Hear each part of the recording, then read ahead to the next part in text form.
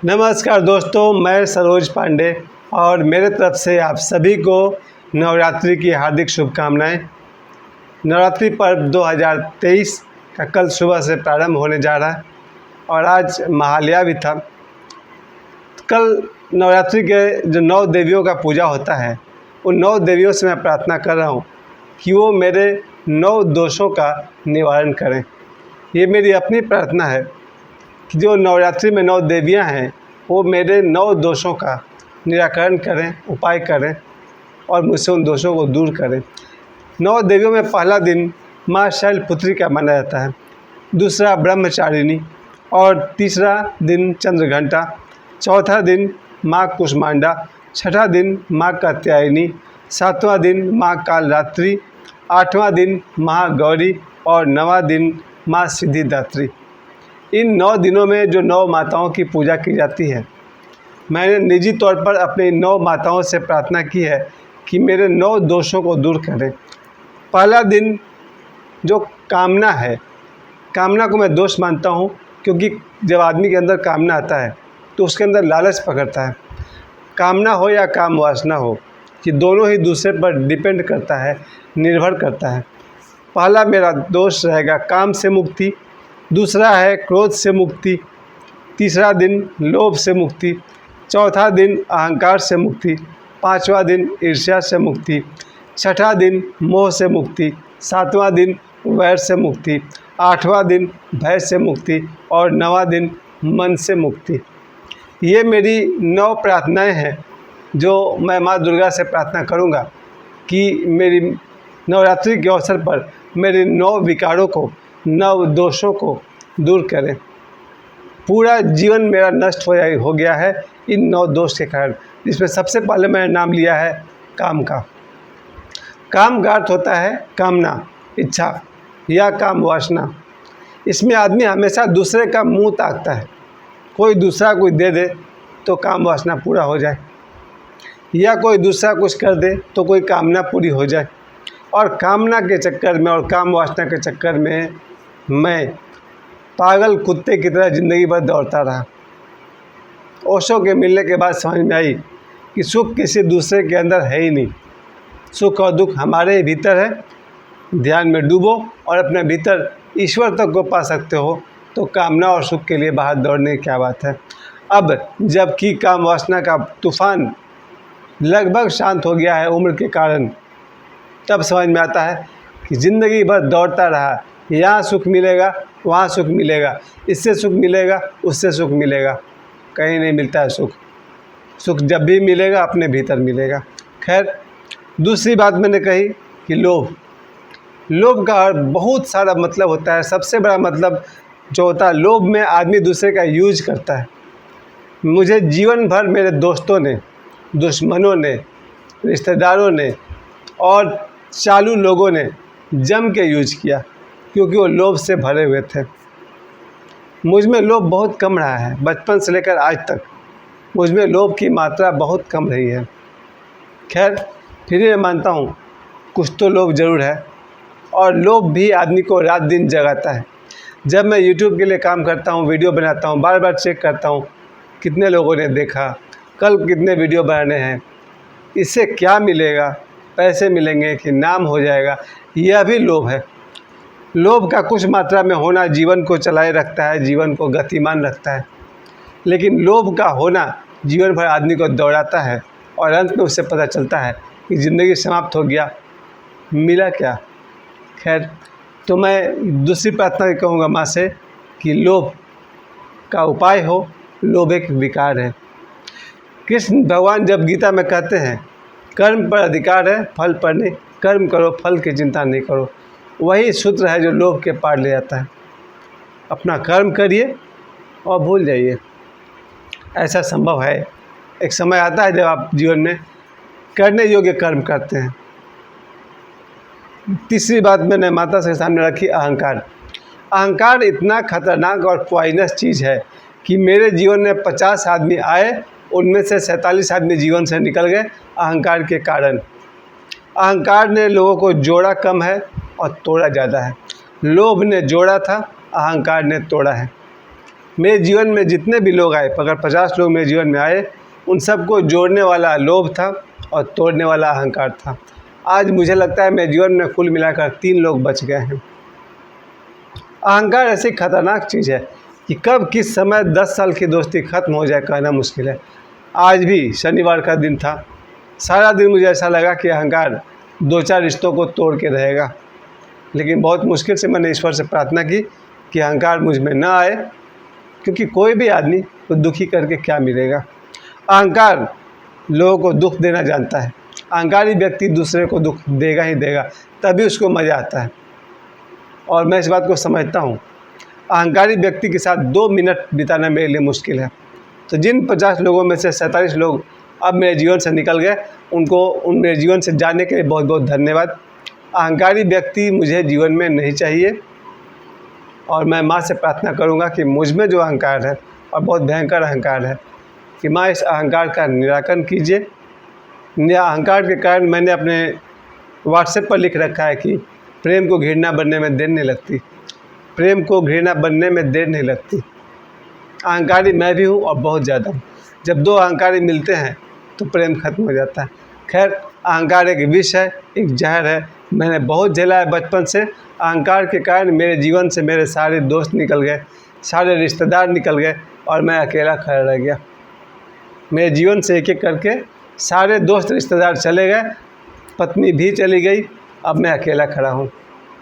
अहंकार एक दोष है। मैं माँ से प्रार्थना करूँगा मेरे जीवन से अहंकार भी विदा ले। उसके बाद आता है ईर्ष्या। ईर्ष्या भाई भाई में होता है, पति पत्नी में होता है, बॉस और स्टाफ में होता है, पड़ोसी पड़ोसी में तो बहुत ज़्यादा होता है। किसी के पास धन है और हमारी नज़र में लगा हुआ है, यह ईर्ष्या है। कौन कितना कमा लिया, यह ईर्ष्या है। ईर्ष्या छोटा छोटा रूप में भी फैला हुआ है और बड़े बड़े रूप में भी फैला हुआ है। मैंने देखा है ईर्ष्या बस लोग गिनते हैं, उसको आज कितना रुपया मिला, हाँ इतना रुपया मिला, तब तो आज बहुत मज़े करेगा वो, ये भी ईर्ष्या है। मुझे कभी कोई मतलब नहीं रहता है कौन कितना कमा रहा है, कौन कितना ज़्यादा कमा लिया, आज कौन कितना कमाया, आई डोंट केयर। इसलिए मुझ में ईर्ष्या की मात्रा बहुत कम है, और अगर थोड़ी बहुत है तो मैं माता से प्रार्थना करूँगा ईर्ष्या भी मेरे जीवन से विदा ले। ये मेरी अपनी प्रार्थना है कि मुझे नवरात्रि में माताओं से 9 दोषों का निराकरण चाहिए, 9 फॉल्ट्स का मुझे निराकरण माता से आशीर्वाद चाहिए।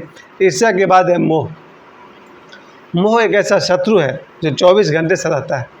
हर आदमी को अपने मोबाइल से मोह रहता है, अपने माता पिता से मोह होता है, अपने भाई बहन से होता है, अपने बच्चों से होता है, अपनी पत्नी से होता है, और जब तक मोह है तब तक दुख रहेगा। अपने वस्तुओं से मोह होता है, अपने पशु से। कुछ लोग तो ऐसे हैं कि उनका अगर कुत्ता मर जाए तो 2 दिन तक वो खाना नहीं खाएंगे, उनको अपने कुत्ते से मोह है। लेकिन जब जीवन में जब जाग कर देखेंगे तो आपको पता चलेगा मोह एक तरफा प्रेम होता है। आपको जिससे मोह है, हो सकता है उससे आपके कोई भी मतलब नहीं है। मोह का सबसे बड़ा दुष्परिणाम मैंने यही देखा है, हमको जिससे लगाव है उसको हमसे कोई मतलब नहीं है। इसी को मैं मोह कहता हूँ।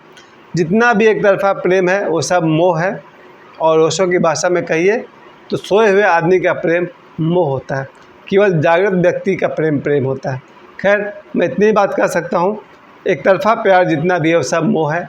आपको मोबाइल से है, मोबाइल को आपसे कोई प्यार नहीं है।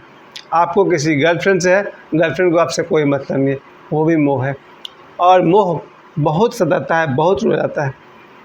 शायद मैंने 50 साल में सबसे अधिक मोह का दुख झेला है।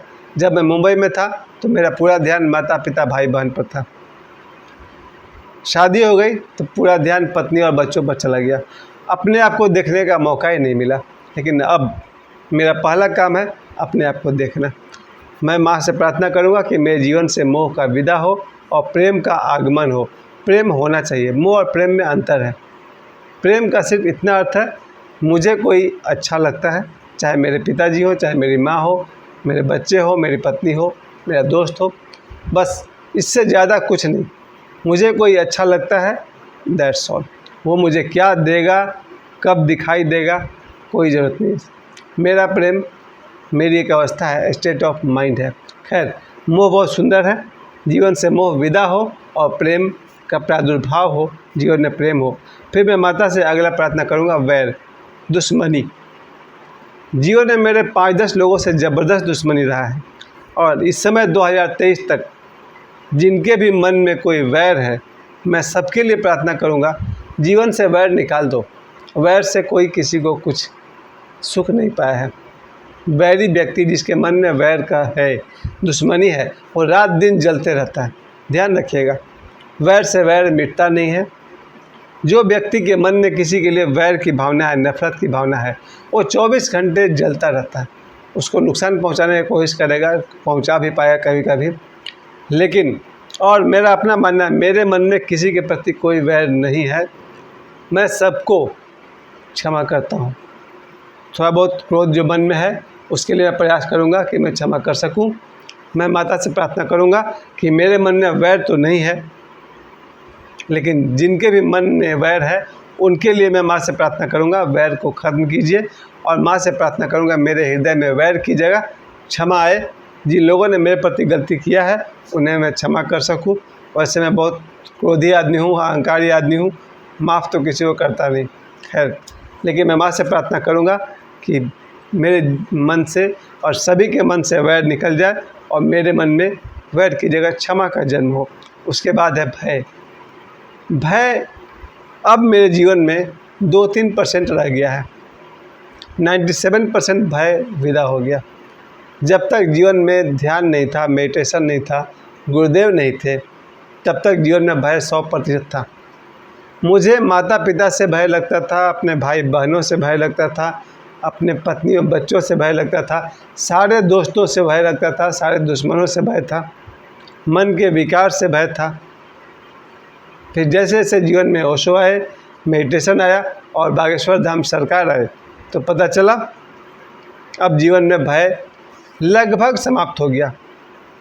एक दिन मैंने अपने घर में चलता हुआ बिच्छू देख लिया था। तब से जब भी ध्यान करने बैठता हूँ तो मुझे लगता है कहीं मेरे आसपास बिच्छू तो नहीं घूम रहा। थोड़ा सा भय रह गया बिच्छू और सांप से, कि जब मैं ध्यान करने बैठता हूँ तो आँख बंद रहता है ना, तो लगता है कि कोई मेरे कमरे में घूम तो नहीं रहा, कोई सांप तो नहीं घूम रहा, कोई बिच्छू तो नहीं घूम रहा। ये एक भय थोड़ा सा 1-2% रह गया है। और मैं माँ से प्रार्थना करूँगा जीवन से भय विदा हो। और भय उसी दिन विदा होता है जिस दिन पता चल जाता है कि ईश्वर है।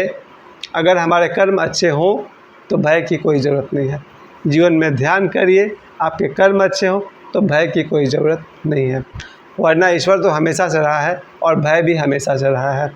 अगर आपके कर्म अच्छे हैं, कोई सांप बिच्छू नहीं काटेगा।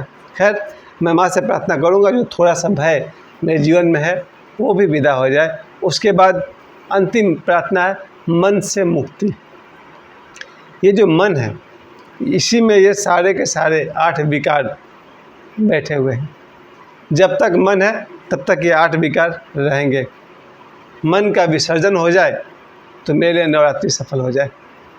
इन 9 प्रार्थनाओं के साथ मैं एक बार फिर से कह दूं कि मैं माता से नवरात्रि के 9 देवियों से मैंने प्रार्थना किया है कि काम, क्रोध, लोभ, अहंकार, ईर्ष्या, मोह, वैर, भय और मन, इन 9 से मुझे छुटकारा दिलाइए, मुक्ति दिलाइए। मेरे जीवन में मेडिटेशन आए, ध्यान आए, मैं योगा करूं, खूब पैसे कमाऊं, यूट्यूब पर खूब नाम कमाऊं, मेरे बहुत सारे लोग मुझे देखें और मैं लोगों का समय बर्बाद नहीं करूं।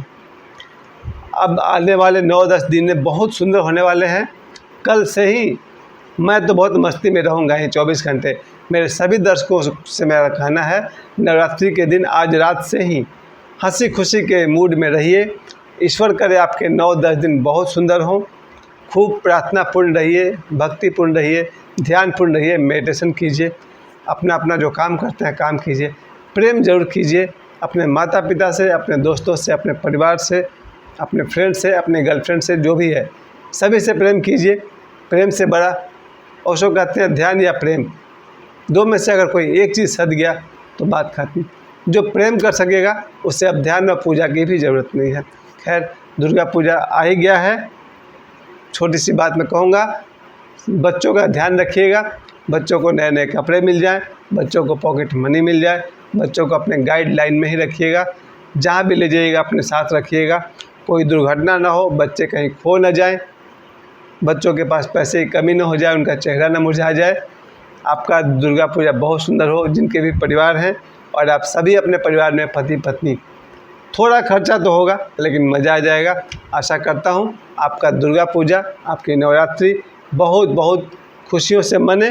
मेरी तरफ से मेरे यूट्यूब के लगभग 3300 सब्सक्राइब्स और 9 लाख व्यूअर्स, आप सभी को मेरी तरफ से दुर्गा पूजा की अर्थात नवरात्रि की हार्दिक शुभकामनाएं। जय माँ दुर्गा।